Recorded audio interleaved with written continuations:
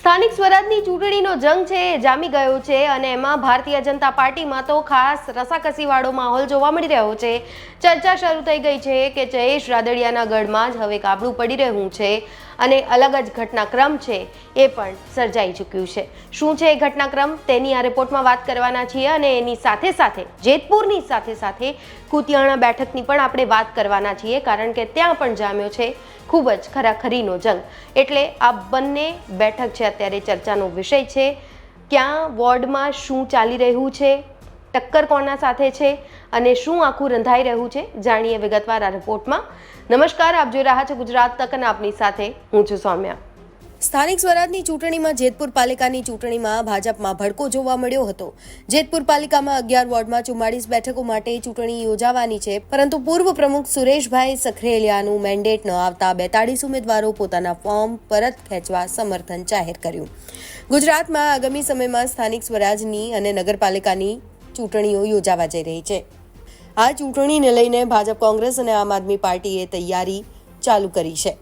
ગુજરાતમાં સ્થાનિક સ્વરાજની ચૂંટણીમાં શંકરસિંહ વાઘેલાની નવી પાર્ટી જનશક્તિ ડેમોક્રેટિક પાર્ટી પણ ચૂંટણી મેદાનમાં ઉતરી રહી છે। ત્યારે સ્થાનિક સ્વરાજની ચૂંટણી ચતુષ્કોણીય બનવાની છે।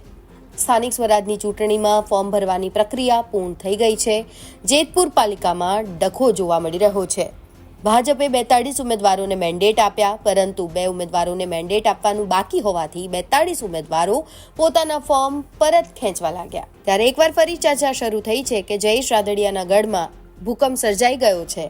તમામ બેઠક પર કોંગ્રેસ બિનહરીફ થાય તેવા સંકેત વર્તાઈ રહ્યા છે।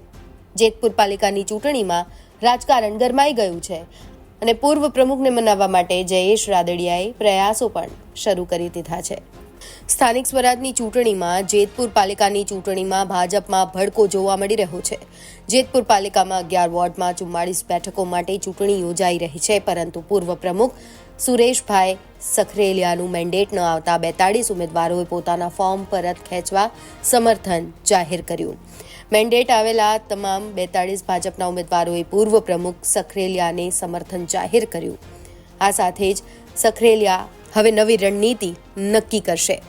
ઉપરાંત જો આ તમામ ઉમેદવારો પોતાની ઉમેદવારી પરત ખેંચી લેશે તો કોંગ્રેસ બિનહરીફ જાહેર થઈ શકે છે।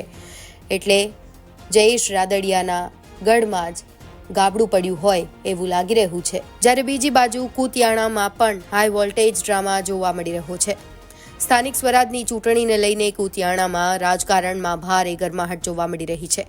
કાંધલ જાડેજાની ભાજપ સામે નહીં પણ ઢેલી ઓડેદરા સામે સીધી ટક્કર જોવા મળી શકે છે। આ નગરપાલિકાનું નેતૃત્વ ઢેલી ઓડેદરા કરે છે। ત્યારે હવે કાંધલ જાડેજાના ભાઈ કાના જાડેજાનો રાજકારણમાં પ્રવેશ થવા જઈ રહ્યો છે।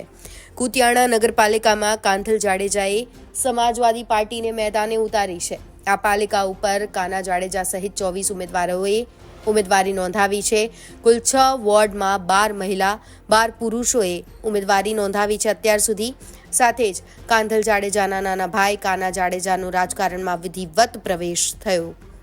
આપને જણાવી દઈએ કે છેલ્લા 1 દશકથી કુતિયાણા નગરપાલિકા પર ભાજપનો દબદબો રહેલો છે, પરંતુ 2022ની ચૂંટણી બાદ કુતિયાણાના રાજકીય પરિબળો બદલાઈ ગયા છે।